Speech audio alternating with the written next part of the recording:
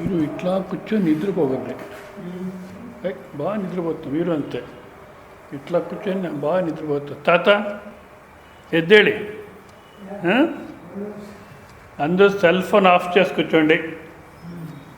మధ్య మధ్య cell phone ఒక్క దగ్గర మోగిందంటే అందరికీ డిస్టర్బ్ అవుతుంది. సెల్ ఫోన్స్ ఆఫ్ చేసేయండి. తర్వాత నిద్రపోకండి మధ్యలో. మీరు నిద్రపోతే నేను చెప్పాను, మహాత్ములు అయితే చెప్పుకోకపోతారు, వాళ్ళకి జగత్ నిత్య అయిపోయింది అప్పుడే. నాకు ఇంకా నిత్య కాలం మీరంతా. మళ్ళీ మధ్యలో ఏదో కూతుకుతా నిద్దే మాడబేడ. మధ్యలో ఏదైనా ప్రశ్న వేస్తే తప్పైన పర్వాలేదు సమాధానం చెప్పండి. అంటే ఇద్దరు సత్యానికి జ్యోతిలో ప్రయాణం చేస్తున్నామా లేదా నేను చెప్పుకోకపోతున్నాను మీరంతా మీరు ఎక్కడ ఉన్నారా అంటే లాభం లేదు. కనుక జాగ్రత్త వినండి. ఒక భజన చెప్పి తర్వాత ప్రారంభం చేస్తాం. బోలో బోలో సబ్ మిల్ బోలో ఓం నమః శివాయ. బోలో బోలో సబ్ మిల్ బోలో ఓం నమః శివాయ. బోలో బోలో సబ్ మిల్ బోలో ఓం నమః శివాయ. బోలో బోలో సబ్ మిల్ బోలో ఓం నమః శివాయ. झूठ जटा में गंगाधारी, झूठ जटा में गंगाधारी, झूठ जटा में गंगाधारी, झूठ जटा में गंगाधारी, त्रिशूलधारी ढमरू बजावे, त्रिशूलधारी ढमरू बजावे, त्रिशूलधारी ढमरू बजावे, ढमरू बजावे, ढम ढम ढम ढम ढमरू बजा, ढम ढम ढम ढम ढमरू बजा, ढम ढम ढम ढम ढमरू बजा, ढम ढम ढम ढम ढमरू बजा. जोर से बोलो नमः शिवाय.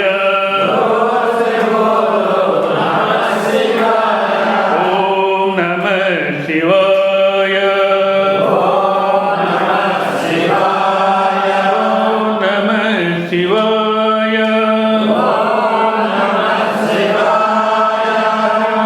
नमः शिवाय. नमः शिवाय. बोलो बोलो सब मिल बोलो ओम नमः शिवाय. बोलो बोलो सब मिल बोलो ओम नमः शिवाय. ओम नमः शिवाय. ओम नमः शिवाय. ओम नमः शिवाय. ओम नमः शिवाय. ఒక కథ చెప్తాను వినండి.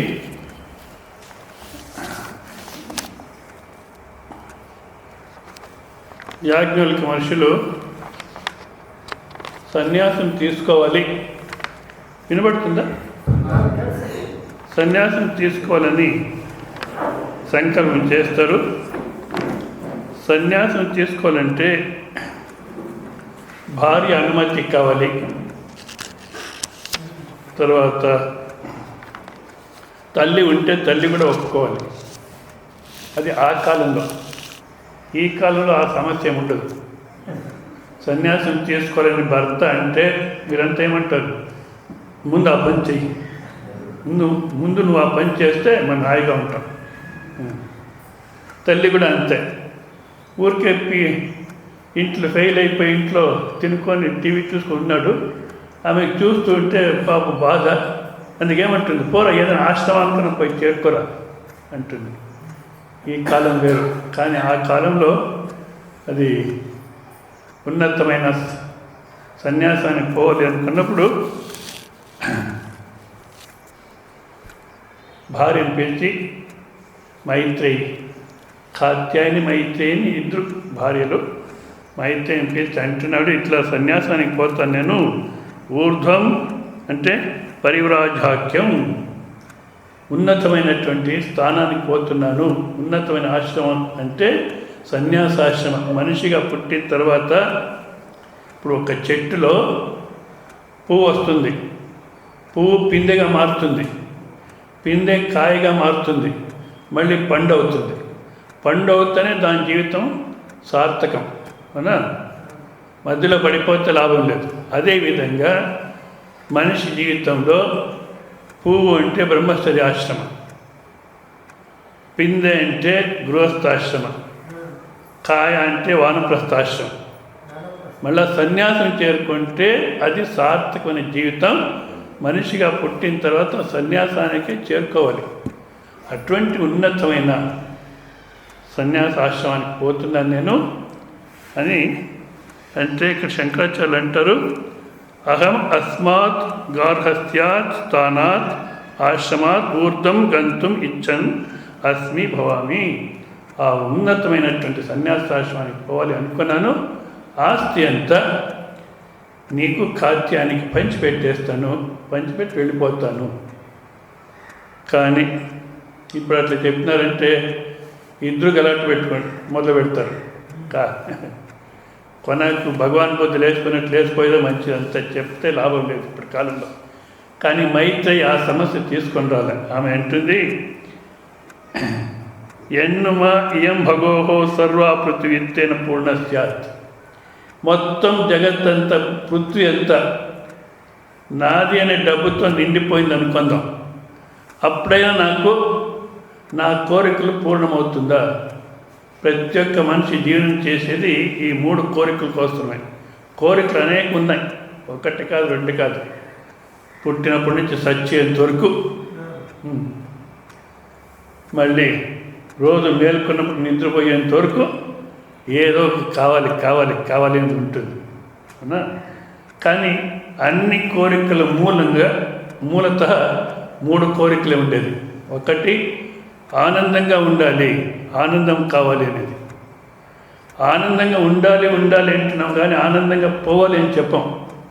అంటే అమృతత్వం, మృత్యు వద్దు. కొన్నిసార్లు అంటారు చేతులు కాళ్ళు గట్టుకున్నప్పుడు పోతే చాలని.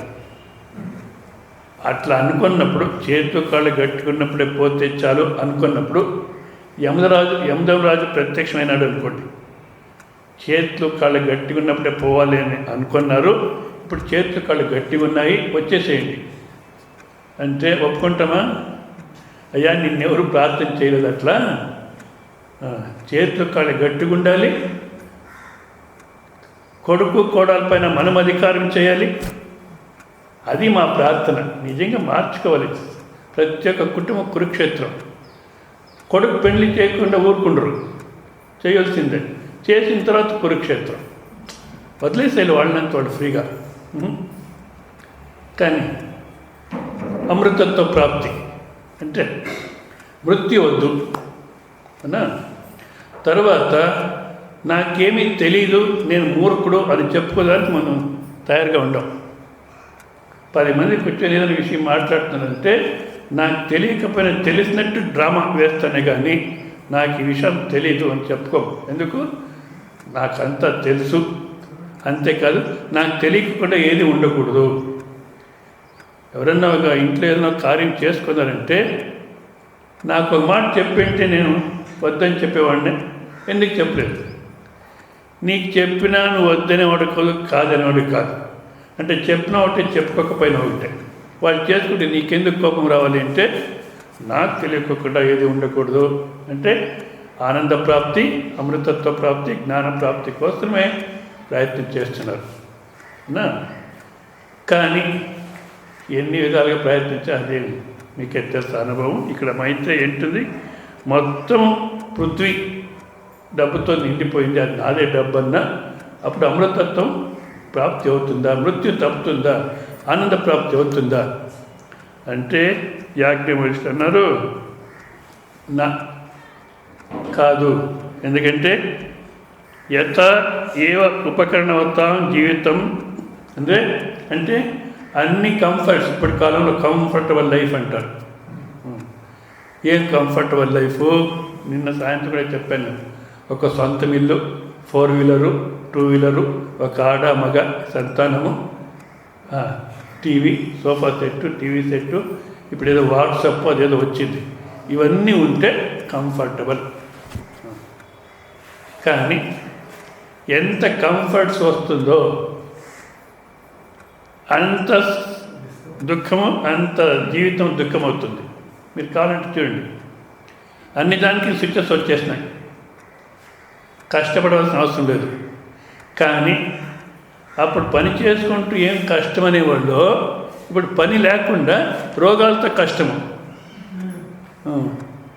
BP, sugar, calcium deficiency, sodium deficiency, మోకాళ్ళ నొప్పులు, నడుము నొప్పులు ఒకటి కాదు. ఎందుకు? అనుకూలమైనటువంటి జీవితము ఎప్పటికీ ఆనంద జీవనం కాదు. అనుకూలానికి ఆనందానికి ఏ సంబంధం లేదు. కనుక వేరే వాళ్ళు ఏ విధంగా కంఫర్టబుల్ లైఫ్ చేస్తున్నారో మైత్రేయి నువ్వు అదే విధంగా జీవనం చేయొచ్చు. కానీ నా ఆశాస్తి విత్తేన అమృతత్వస్య, అమృత స్వరూపం మృత్యు తప్పించుకోవాలంటే విత్తేన భౌతిక సంపదతో ఆ ఆశ కూడా పెట్టుకోవద్దు మనస్సులో. కానీ అంటే నాకు ఇది ఎందుకు ఇస్తున్నారు? అయితే నాకు మైత్రేయి అటువంటి స్త్రీ దొరికేది మొత్తం ప్రపంచంలో చాలా కష్టం. సాహిత్యంలోనే ఉందో ఏమో అంతేగాని అటువంటి స్త్రీ దొరికేది చాలా కష్టం. మరి ఎందుకు ఏదైతే అమృతత్వ ప్రాప్తి కాదో అటువంటి ఆస్తి నాకు ఎందుకు ఇస్తున్నారు? మీరేదైతే తెలుసుకున్నారో, ఇంత సంపాదించేసిన మీరు ఇదంతా వదిలేసుకోవాలంటే మూర్ఖులేం కాదు.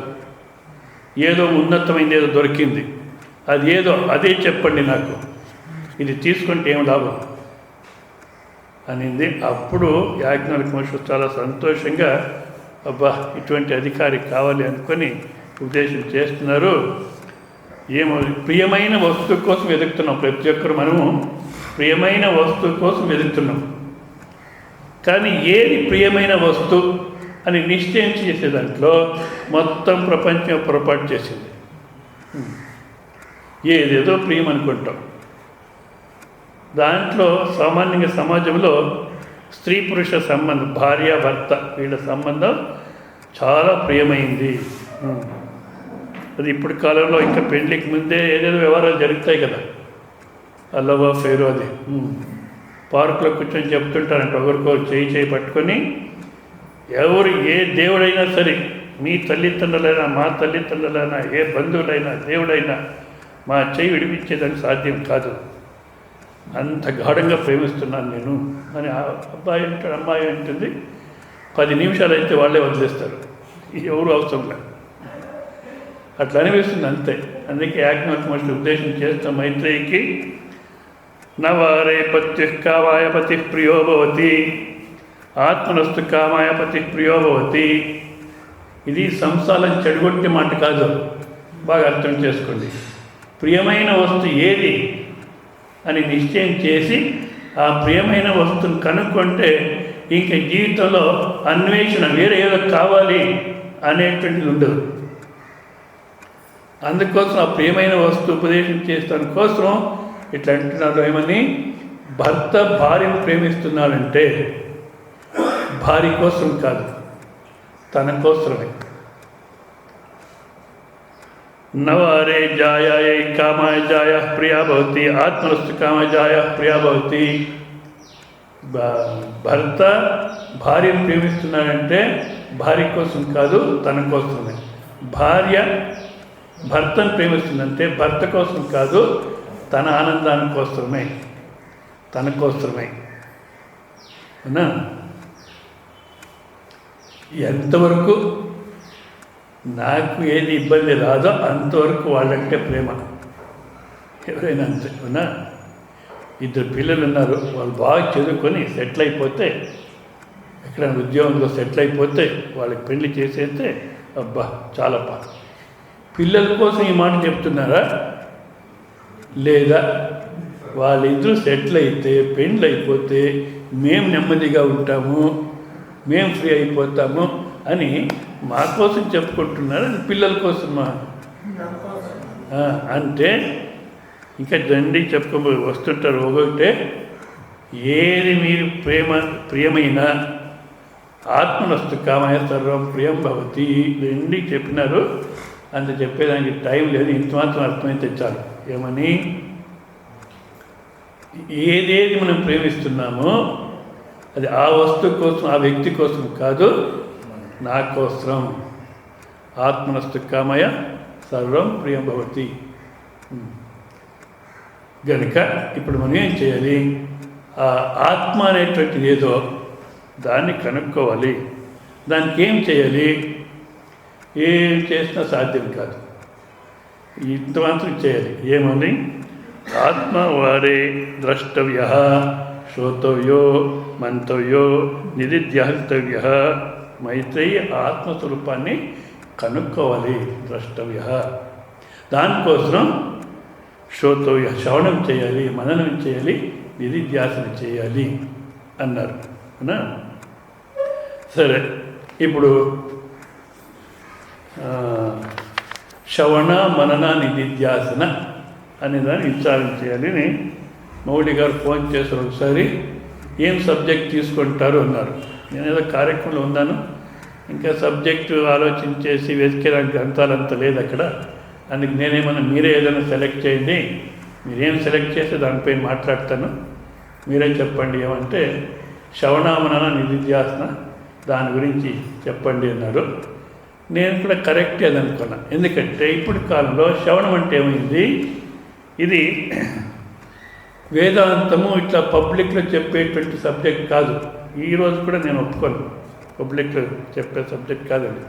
కానీ తప్పించుకోవాలన్నా కావడంలా, అందుకోసం ఏదో చెప్తున్నాను అనుకోండి. ఎందుకంటే ఇది పబ్లిక్లో చెప్పేది మొదలుపెట్టి ఏమైంది, ఇప్పుడు భగవద్గీత ఏదో ఎవరైనా ప్రోగ్రామ్ పిలుస్తారు అనుకోండి, ఏ సబ్జెక్ట్ తీసుకోవాలి, భగవద్గీతలో ఒక అధ్యాయం తీసుకుందాము అంటే భగవద్గీత ఏదో అదేం పనికిరాని గ్రంథము, మనం అంతా చదివి వదిలేస్తాము, దాంట్లో ఇంకేం లేదు, మనం తెలుసుకోవాల్సింది ఏం లేదు. పోనీ కేనోపనిషత్ ప్రారంభంలోనే విన్నాం. ఎందుకంటే కేనోపనిషత్ సామాన్యంగా ఎవరైనా స్వామీజీ ఫస్ట్ టైం ఉపనిషత్తు తీసుకోవాలంటే కేనోపనిషత్తే తీసుకుంటారు. ఎందుకంటే దాంట్లో ఉపాసన లేదు, కర్మ లేదు, నేరుగా తత్వోపదేశం జరుగుతుందని కేనోపనిషత్తు అప్పుడే వినేసినాం, వదిలేసినాం. కఠోపనిషత్తు అయ్యో అది నచికేతు కథ కదా. ఇట్లా అంటే నిజంగా దాన్ని మనం ఎంతవరకు అధ్యయనం చేస్తామో, ఎన్నిసార్లు వింటామో, ఎన్నిసార్లు అధ్యయనం చేస్తామో అంత ఆసక్తి పెరుగుతుంది. కానీ ఆసక్తి తరిగిందంటే అర్థం కల. ఇప్పుడు మీ ముఖము అద్దంలో మీరు ఎన్నిసార్లు చూసుకున్నారు? ఇక్కడికి వచ్చేంతవరకు ఏమన్నా లెక్క పెట్టిన ఎన్నిసార్లు అని? ఎప్పుడైనా విసుగొచ్చిందా మీకు? దరిద్రముఖం ఇదే చూసుకోవాలి రోజు అయ్యవచ్చు. వేరే వాళ్ళు దరిద్రముఖం అని చెప్పొచ్చు, వాళ్ళ ముఖం చూస్తే పోతే ఏ పని కాదని వాళ్ళు చెప్పొచ్చు. కానీ మీరు మీ ముఖాన్ని అద్దంలో చూసుకున్నప్పుడు ఎప్పుడన్నా మీకు విసుగొచ్చిందా? ఎందుకు? శరీరమే నేను అనుకున్నప్పుడు నా స్వరూపాన్ని ఎన్నిసార్లు చూసుకుంటే అంత ఆనందం, అప్పటికి విసుగురాదు. అదేవిధంగా గురుముఖేన శరీర ఇంద్రియ బుద్ధి మనస్సు అహంకారం ఇదంతా నువ్వు కాదని తీసేసి ఆ స్వస్వరూపంలో ఎన్నిసార్లు మనం మిగిలిపోతే, ఏ శబ్దం వాడినా తప్ప అక్కడ మిగిలిపోయినా, ఎందుకంటే అక్కడే మిగిలి ఉన్నాం. తెలుసుకోవాలి అది అట్లా తెలుసుకునేది కాదు. కానీ ఆ స్వరూప స్థితి అనుభవిస్తుంటే శ్రవణంలో అంత ఆనందం ఉంటుంది. గ్రంథాలు ఒక్కొక్కసారి చదివినప్పుడు లోతుగా అర్థమవుతుంది. ఎప్పుడైతే విసుగు వస్తూ ఉందో శ్రవణం సరిగ్గా కావడంలే. కనుక శ్రవణం చేయాలి అంటే ఏ విధంగా శ్రవణం చేయాలి అనేదాన్ని మన కులకర్ణి గారు, దేవరాజ కులకర్ణి, ఆయన ఆంధ్రలోనే ఎక్కువ ప్రవచనం చేసేవాళ్ళు. ఆయన ఏ విధంగా శ్రవణం చేయాలి అంటే కొన్ని సూచనలు ఇస్తారు. అతను చూస్తాము. ఫస్ట్ శ్రవణం చేయాలంటే ఈ భౌతిక జీవితం ఏం చేస్తున్నామో ఇది వ్యర్థ జీవితం అనేది మనకు బోధపడాలి. ఇది మనిషి జీవితం కాదు. ఏం చేస్తున్నాం? ఆహారం సంపాదన చేసుకుని తినేది, స్త్రీ పురుషుల సంబంధం, భయాని కోసం రక్షణ చేసుకునేది, నిద్రపోయేది. ఆహార, నిద్ర, భయ, మైథున, ఈ 4 చేస్తున్నాం. ఇది మనిషి జీవితం అంటాం. నిజంగా ఏ ప్రాణి అయినా ఇదే చేస్తుంది. ఇంకా హాయిగా చేస్తున్నాయి. మన ఎవరో ఒక స్వామీజీ చెప్పారు, కోడి గుడ్డు పెడుతుంది కదా, ఆ గుడ్డుని మరి పిల్ల చేయాలంటే తన కింద పెట్టుకుని కూర్చుంటుంది. అప్పుడు ఆహారం కూడా మర్చిపోతుందట. పిల్లలు అయ్యేంత వరకు ఏ ఆలోచన చేయదు. పిల్లలు అయిన తర్వాత ఆహారం ఎట్లా సంపాదన చేసుకొని తినాలి నేర్పిస్తుందట. ఆ తర్వాత పిల్లి, గద్దె ఇదేమన్నా వస్తే ఎట్లా ప్రాణరక్షణ చేసుకోవాలి అనేది కూడా నేర్పిస్తుందట. అవి 2 నేర్చుకుని చూసి ఆహారం సంపాదన చేసుకోగలవు, నువ్వు ప్రాణాన్ని రక్షణ చేసుకోగలవు, ఇంకా నా అవసరం లేదు నీకు, ఇంకా నువ్వే స్వతంత్రంగా జీవనం చేయి అని పిల్లలు పంపించేస్తుందట. మనము వాళ్ళు పోతామన్నా పట్టుకొని కొట్లాడుకొని అయ్యయ్య కోడి జీవితం ఎంత మీకు అన్నా. ఇంకా ఆహార విషయంలో ఏ ప్రాణి అయినా రేషన్ ఆఫీసుకి పోయి తప్పులంతా అబద్ధాలంతా రాపించి ఆహారాన్ని కోసం కానీ బాధపడుతుందా? నిద్ర ఏ ప్రాణి కూడాను స్లీపింగ్ ట్యాబ్లెట్ వేసుకోదు, హాయిగా నిద్రపోతాయి. మనకే వచ్చింది ఆ స్లీపింగ్ ట్యాబ్లెట్. స్త్రీ పురుష సంబంధం మొన్న లేటెస్ట్ అన్వేషణ చేశారు. మగ ఎలక ఆడ ఎలకతో చేరుకోవాలంటే సంగీతం పాడుతుందట, వస్తావా అని పిలుస్తుందట ఆడ ఎలకని. అది మళ్ళీ రిప్లై ఇస్తుందట, ఇప్పుడే వస్తాను అని రిప్లై, లేదంటే కొంత టైం అయిన తర్వాత వస్తాను అని పాట పాడుతుందట. మళ్ళీ ఇద్దరు ఒకటిగా చేరిన తర్వాత ఎప్పటికీ జీవితంలో కొట్లాడదట ఎలకలు. మనమైతే ఎవరైనా బంధువులు వచ్చినప్పుడు మాత్రం నవ్వుతూ ఉంటారు, బంధువులు పోయినారంటే మళ్ళీ కొట్లాడేది. కనుక ఆహార, నిద్ర, భయం అయితే ఇంత మాత్రమే జీవితం కాదు. ఆత్మస్వరూపాన్ని తెలుసుకోవాలంటే ఎట్లా శ్రవణం చేయాలి అంటే ఇంద్రియాలు బాహ్య ప్రపంచానికి శ్రవణ కాలంలో ఇంద్రియాలు బాహ్య ప్రపంచానికి పనిచేయకూడదు. అంటే ఇప్పుడు ఇక్కడ కూర్చున్నారు,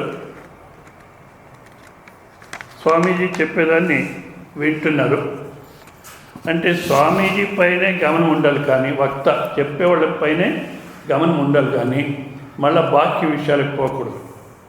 అట్లా బాహ్య విషయాలకు పోకుండా ఇంద్రియాల మనసు ఉండాలి అంటే వైరాగ్యం ఉండాలి.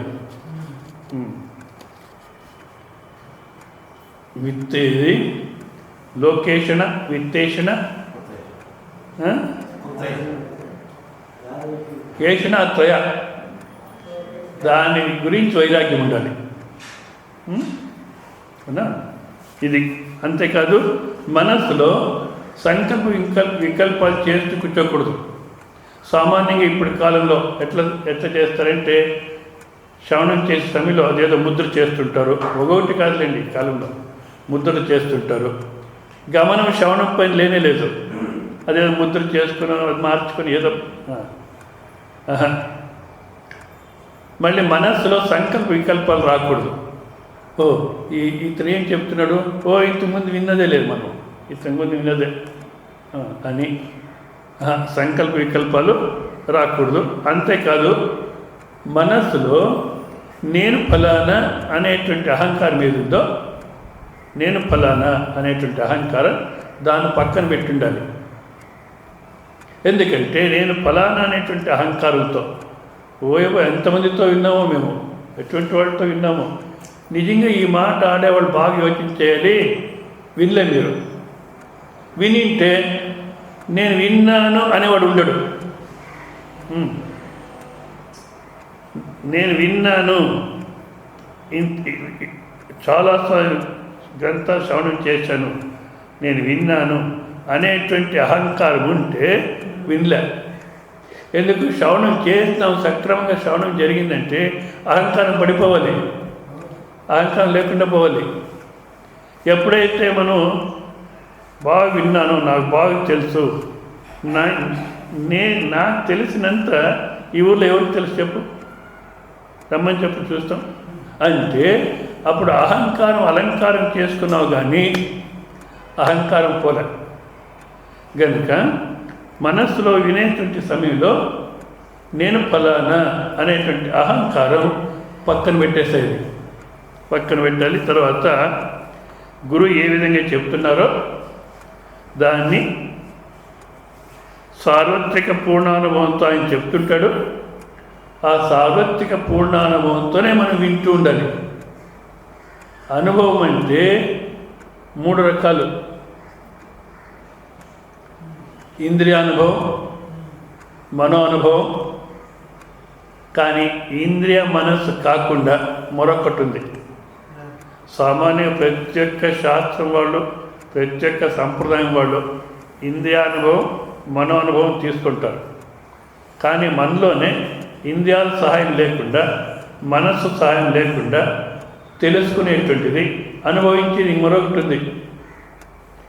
ఏది స్వామిది మరొకటి? ఏదో తెలుసుకుంటే ఇంద్రియాలతో తెలుసుకుంటాము, మనస్సు బుద్ధితో తెలుసుకుంటాము.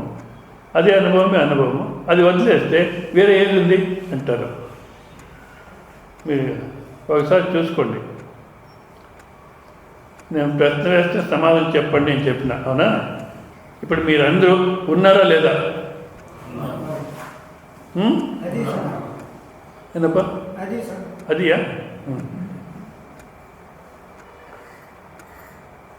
ఎట్లా నేను ఉన్నాను అనేది ఎట్లా నిశ్చయం చేసుకున్నారు?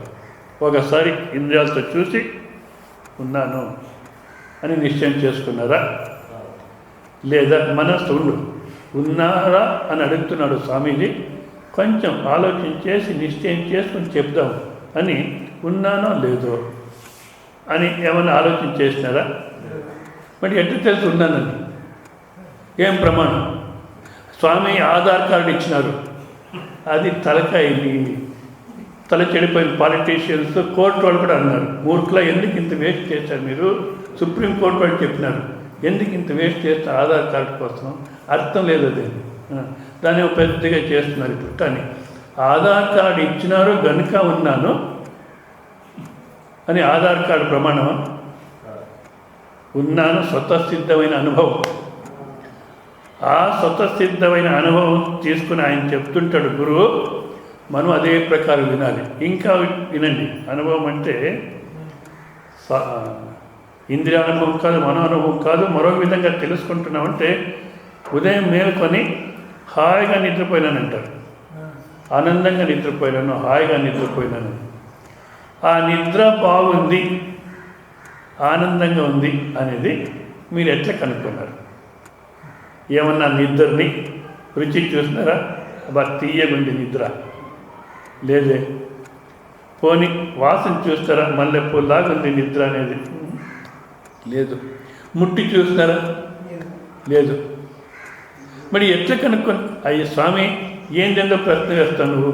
మా అనుభవం అవునా అంటే ఇంద్రియాల సాయం లేకుండా, మనస్సు బుద్ధి సాయం లేకుండా తెలిసినది ఒకటి ఉంది అవునా.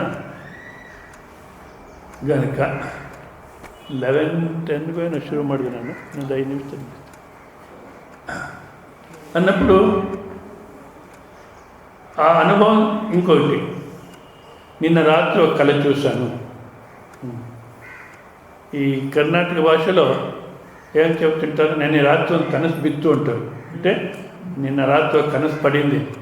ఏంది తలకాయ ఎక్కడి నుంచి పడింది, ఎక్కడి నుంచే పడింది కనసు? ఏదో అట్లా వాడుతుంటారు వాక్యాలు, ఆదర్శం లేకుండా విచారమే చేయరు. కనసు బిత్తు, నిన్న రాత్రి కళ చూశాను. కరెక్ట్. ఏ కంటితో చూసావు కళ? ఈ కంటితో చూస్తాను. మెలకులో ఏ కన్నులు ఉన్నాయో దీంతో చూస్తానని చెప్పేదానికి సాధ్యం. ఎందుకంటే ఈ కన్నులు రెండు విధాలుగా మనం చెప్పొచ్చు. నిన్న రాత్రి ఇక్కడే పండుకున్నాము, ఈ కన్ను ఇక్కడే ఉంది. మన కళ చూసింది తిరుపతిలో ఉన్నట్టు కళ వచ్చింది, ఈ శరీరం అక్కడికి రాలే. ఇది ఒక్కటి. ఇంకొకటి, కళ చూసే సమయంలో ఈ శరీరము ఎక్కడ ఉంది అనే అనుభవం ఉందా మనకు? లేదు. కనుక ఈ నేత్రేంద్రియాలతో కళ చూడలేదు. పోనీ ఇంక వేరే ఏది?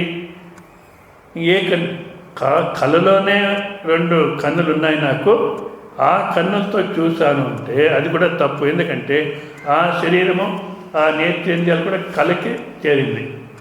మొత్తం నేను, నా శరీరము, నా ప్రపంచం అనేటువంటి ఆ కళను ఆ శరీరంతో దేంతో చూస్తున్నావు నువ్వు? ఏ కంటితో చూస్తున్నావు అంటే, అయ్యా స్వామి మా అనుభవం ఆ అనుభవాన్ని తీసుకుని చెప్తుంటాడు. మనం వినే సమయంలో కూడాను మనము అదే అనుభవంతోనే వింటూ ఉండాలి.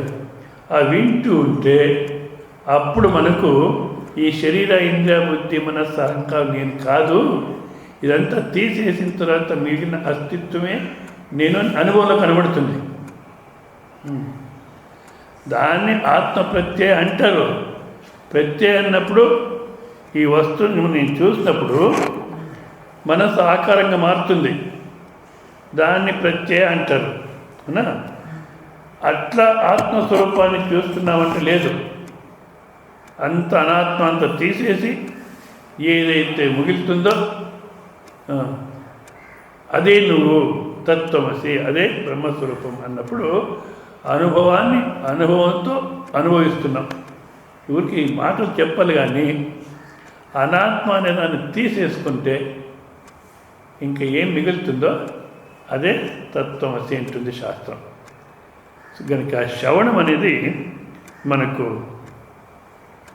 ముఖ్యమైనటువంటి సాధన, నేరు సాధన. శ్రవణం చేసిన తర్వాత మళ్ళా అనుభవానికి వచ్చేదానికి ఏమో చేయాలి అంటారు. ఏం అవసరం లేదు. శ్రవణం చెప్పేవాళ్ళు కూడాను అదే అనుభవపూర్వకంగా చెప్పి, ఎందుకంటే సామాన్యంగా 99% ఇట్లే ఉంటాయి. ఈ సత్యానంద సరస్వతి సాహిత్యం ఎవరైతే చూస్తున్నారో వాళ్ళు వదిలేస్తే మిగతా వాళ్ళంతా ఎవరో ఆయన చెప్పాలి ఏదో ప్రవచనం. ఏమన్నాడు? కిం తద్ బ్రహ్మ, ఆ బ్రహ్మ అంటే ఏది అని ప్రశ్న వేసుకున్నాడు. మళ్ళా బ్రహ్మ అంటే ఆత్మ, ఆత్మ అంటే ఏమి? సచ్చిదానంద స్వరూపము, సచ్చిదానంద స్వరూపం అంటే ఏమి? నువ్వే అన్నాడు. నువ్వే అంటే ఏమి? వాడు అనుకుంటాడు ఓ నల్లగా తెల్లగుడ్డ నేనే బ్రహ్మ అనుకుంటాడు, అంతే కదా. ఒట్టి శబ్దాలు చెప్పుకొని పోతారు. ముఖ్యంగా త్వం, నువ్వు అనేదానికి వస్తువు ఏది? ఏది వస్తువు? తత్వమసి, నువ్వే బ్రహ్మస్వరూపం ఉన్నావు అని చెప్పినప్పుడు నేను కూడా చేయి చూపెడుతున్నాను, కానీ ఈ వేళ్ళు నీ శరీరాన్ని చూపడం లేదు, నీ మనస్సును చూపడం లేదు, నీ ఇంద్రియాలు, బుద్ధి, నేను ఫలానా అని అహంకారం కాదు. ఇదంతా తీసేసిన తర్వాత ఏదైతే ఉందో దాన్ని చూపెడుతుంది. కనుక శ్రవణము చాలా జాగ్రత్తగా చేయాలి. శ్రవణం చేసిన తర్వాత నాకు బాగా అర్థమైపోయింది, వేరే వాడికి ఏమో తెలియదు కానీ నాకు మాత్రం బాగా అర్థమైపోయింది. నీ తలకాయ ఏం కాలే, అహంకారం అలంకారమైంది. అర్థమైతే మౌనంగా ఉంటాడు. ఇంకేం చెప్పేవాడే వాడలేదు ఎవడు. అర్థం చేసుకున్నాను అనేవాడే లేదు. ఇంకేం చెప్పేవాడు ఎవరున్నారు? కానీ మనమేం చేస్తాం? అలంకారం చేసుకుంటున్నాం. అట్లా కాదు.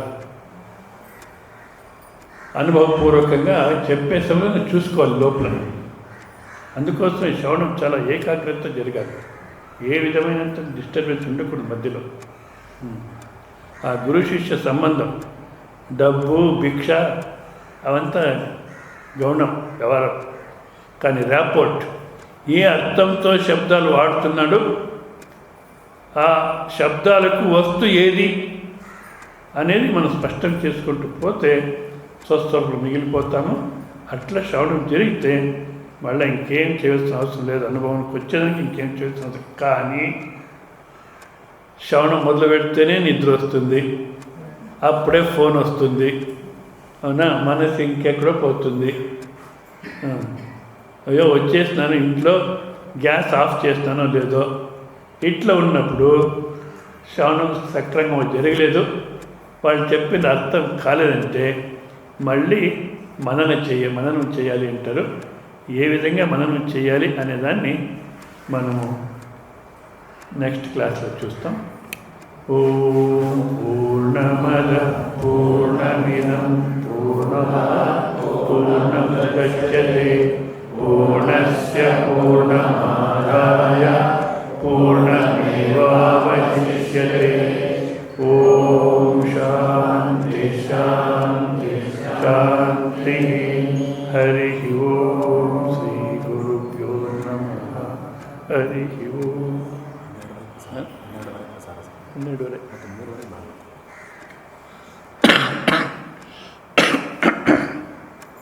ఇప్పుడు ఇంకా 12:30 వరకు మీకు విశ్రాంతి. కానీ విశ్రాంతి అంటే నిజంగా అనవసరంగా మాట్లాడుకొని గలాట్ చేయకండి. ఆశ్రమం మనం వచ్చినప్పుడు ఎంత మౌనంగా పరిశుద్ధంగా ఉందో, పవిత్రంగా ఉందో అంతే మౌనము, పరిశుద్ధం, పవిత్రత మెయింటైన్ చేయాలి. కూర్చొని ఏదైనా ఈ విచారం మాట్లాడుకుంటే మాట్లాడుకున్నాం నెమ్మదిగా, వేరే వాళ్ళకి డిస్టర్బెన్స్ కాకూడదు. లేదా మౌనంగా ఉండండి. ఎక్కడ చెట్టు కింద హాయిగా ఊరికి కూర్చోండి. మీ మనసుని మీరు చూస్తూ కూర్చుంటే ఆ మనస్సు అణిగిపోతుంది, స్వస్థతలో మిగిలిపోతారు. ఈ 4 రోజులు ఇంటికి పోతే అట్లా సాధన జరుగుతుందో లేదో, కానీ ఇక్కడైనా సాధన చేయండి. ఆ స్వస్వరూపంలో ఉండేదానికి ప్రయత్నం చేయండి. ఇది ఒకటి. సో 12:30కు మహాప్రసాదం. సో ఇది ఈ ఊరు వాళ్ళు రావచ్చు కదా, ప్రతి ఒక్కరికి ఎవరైతే రాజధాని వాళ్ళు ఉన్నారో వాళ్ళు కూడా మళ్ళీ ఇంటికి పోయి ఆ ఇంటి వ్యవహారం అంతా పట్టించుకోకండి. ఇక్కడే భోంచేసి ఇక్కడే హాయిగా విశ్రాంతి తీసుకోండి. మళ్ళీ 3:30కు ఇక్కడ ప్రవచనాలు ప్రారంభమవుతుంది. 3:30 లోపల అందరూ రండి. హరి ఓం నారాయణ.